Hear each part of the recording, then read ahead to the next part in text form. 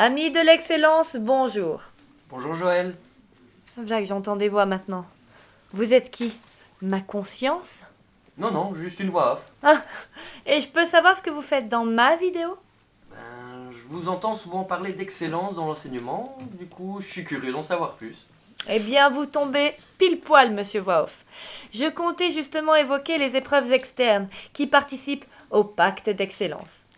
Comme vous le savez peut-être, il existe actuellement dans l'enseignement des épreuves externes communes liées à l'octroi d'un certificat.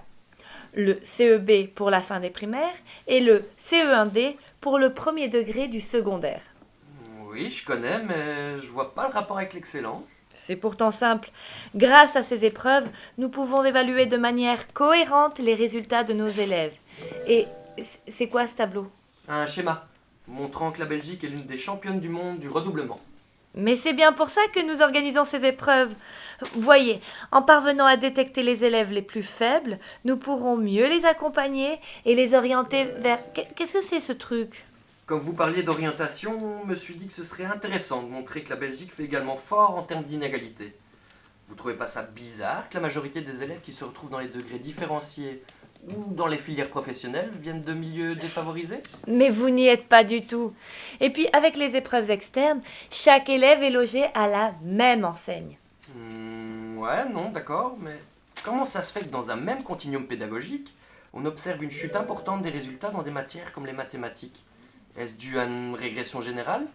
Vous cherchez la petite bête, là. Un peu.